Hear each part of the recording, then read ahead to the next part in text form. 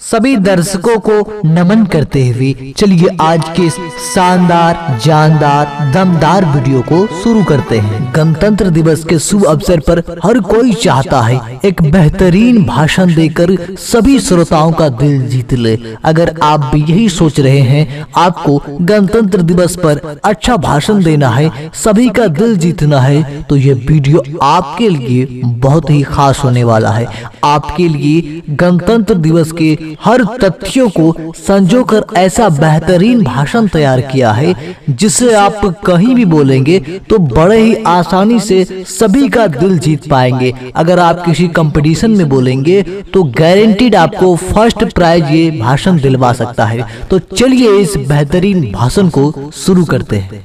सरलता, सज्जनता, विद्वानता की प्रतिमूर्ति माननीय मुख्य अतिथि महोदय, परम श्रद्धेय आदरणीय प्राचार्य महोदय, विद्वान शिक्षक, विदुषी शिक्षिकागण और मेरे सभी प्रिय मित्र, आप सबको मेरा नमस्कार। मैं निशांत राज कक्षा 9वीं का छात्र हूँ। मुझे यह बताते हुए बहुत खुशी हो रही है, इस बार भारत अपना 73वां गणतंत्र दिवस मना रहा है। भारतीय नागरिकों के लिए बहुत ही खास दिन है और आप सभी को गणतंत्र दिवस की बहुत बहुत शुभकामनाएं। हम 26 जनवरी 1950 से हर साल गणतंत्र दिवस मनाते आ रहे हैं, क्योंकि इस दिन हमें अंग्रेजों की गुलामी समाप्त होने के बाद ही गणतंत्र होने का दर्जा प्राप्त हुआ था। 26 जनवरी 1950 को हमारा देश एक प्रजातांत्रिक गणतंत्र देश बना था। इस दिन भारत को गणतंत्र देश के रूप में घोषित किया गया था और साथ ही साथ इसी दिन भारत का संविधान लंबे संघर्ष के बाद भारत में लागू हुआ था। 15 अगस्त 1947 को भारत आजाद हुआ और 2.5 साल बाद 26 जनवरी 1950 को भारत डेमोक्रेटिक रिपब्लिक बना। भारत में गणतंत्र दिवस का इतिहास बहुत ही महत्वपूर्ण है, क्योंकि यह भारतीय स्वतंत्रता सेनानियों के बड़े संघर्ष के बाद हमें अंग्रेजी हुकूमत से आजादी मिली और हमारा संविधान बना। संविधान पर 2 पंक्तियां बोलना चाहूंगा। भारत देश का जो संविधान है हर भारतवासी का अभिमान है। जाति धर्म से ऊपर उठकर सोचना होगा। संविधान की भाषा सबको मिलकर बोलना होगा। मैं सुधरूंगा तो एक सुधरेगा, सब सुधरेंगे तो देश सुधरेगा।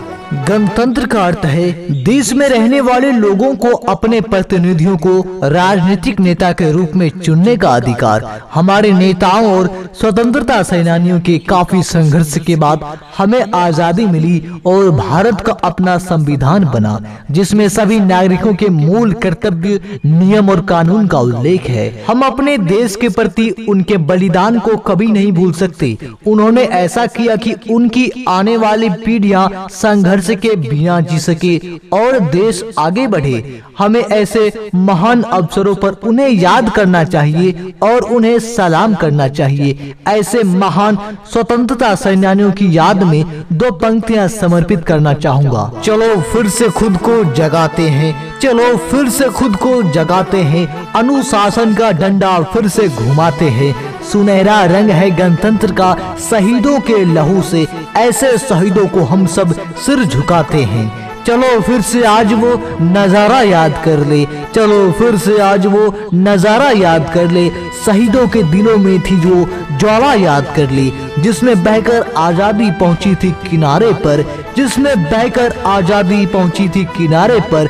देशभक्ति की खून की वो धारा याद कर ले, देशभक्ति की खून की वो धारा याद कर ले। यह सिर्फ उनके कारण संभव हो पाया है कि हम अपने राष्ट्र में स्वतंत्र रूप से रह सकते हैं। भारत में विविधता में एकता दिखाने के लिए विभिन्न राज्यों द्वारा भारतीय संस्कृति और परंपरा का एक बड़ा प्रदर्शन भी किया जाता है।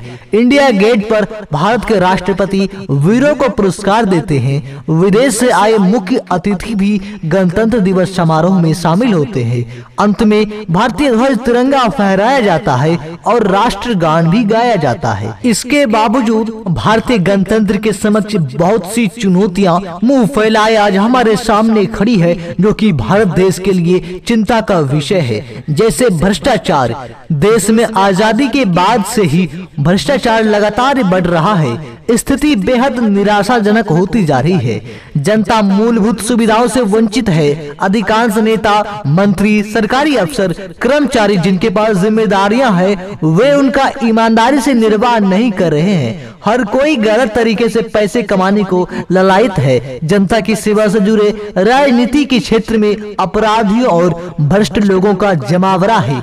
अपराधियों और भ्रष्ट नेताओं से न देश और समाज का कभी भला हुआ है और ना ही होगा।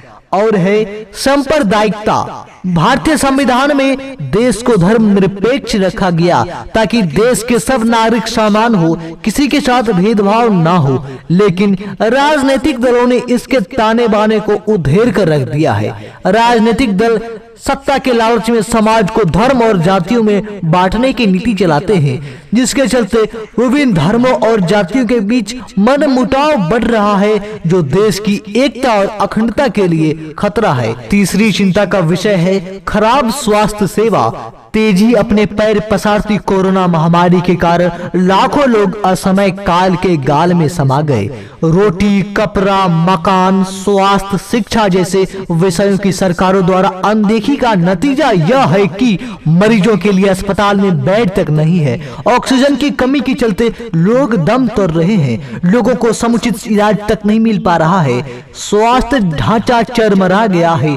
लोकतंत्र की आत्मा जनता राम भरोसे है। बाकी और अन्य चिंताजनक समस्याएं हैं बेरोजगारी, गरीबी, अशिक्षा, आतंकवाद, नक्सलवाद, राजनीति का अपराधीकरण, निर्माण क्षेत्र की अनदेखी, किसानों को फसलों का उचित मूल्य ना मिलना। ऐसी बहुत सी समस्याएं हैं जो हमारे आसपास नजर आ जाएंगी। समस्याओं का समाधान करने की दिशा में शासन प्रशासन तंत्र नाकाम रहा है। हम सभी को हर वर्ष स्वतंत्रता दिवस और गणतंत्र दिवस पर भाषण सुनने को मिलता है।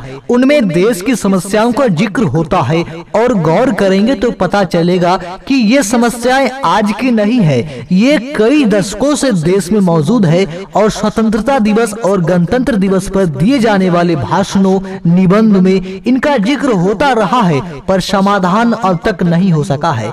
नेता, मंत्री, अफसरों के द्वारा गणतंत्र दिवस पर भाषण दिए जाते हैं, पर जब देश, समाज और जनता के कल्याण के लिए काम करने की बात आती है तो सब नाकाम नजर आते हैं। आलम यह है कि कई वर्षों तक सत्ता में रहने के बाद जब सरकारें बदलती है तो पता लगता है कि देश, प्रदेश, समाज, पंचायत का विकास तो नहीं हुआ, पर उनके प्रतिनिधियों की संपत्ति में जरूर कई गुना वृद्धि हो चुकी होती है। देश की समस्याओं को दूर करने के लिए वर्तमान व्यवस्था में व्यापक बदलाव की जरूरत होगी। भ्रष्टाचार हर समस्या की एकमात्र जड़ है। इसको अगर खत्म कर दिया जाए तो धीरे धीरे बाकी सब समस्याएं कम होने लगेंगी। देश की राजनीतिक व्यवस्था में भी सुधार की भारी जरूरत है। इसके लिए राजनीतिक दलों को अपनी कार्यशैली बदलनी होगी और कर्मठ और ईमानदार लोगों को राजनीति में आगे बढ़ना होगा। लोकतंत्र के सभी स्तंभ जैसे विधायिका, कार्यपालिका और न्यायपालिका को अपनी भूमिका का अच्छे से निर्वाह करना होगा। इसके अलावा चौथा स्तंभ माने जाने वाले प्रेस को भी अपनी भूमिका ईमानदारी से निभानी होगी। हर आदमी लोकतंत्र का हिस्सा है और सबको अपनी भूमिका का निर्वाह अच्छे से करना होगा, तभी भारतीय लोकतंत्र सच्चे अर्थों में सफल हो पाएगा, वरना स्वतंत्र दिवस और गणतंत्र दिवस विफल रहेगा। स्वतंत्रता दिवस और गणतंत्र दिवस पर दिए जाने वाले भाषणों में इससे जुड़े मुद्दे उठेंगे और उसके बाद फिर वर्ष भर लोकतंत्र में जनता पिसती रहेगी और रखवाले सोते रहेंगे। ऐसी स्थिति न आने पाए, इसलिए आइए हम सब आज ये प्रण करें कि संविधान के अनुरूप आचरण करेंगे और देश को, लोकतंत्र को मजबूत बनाएंगे। जय हिंद, जय भारत।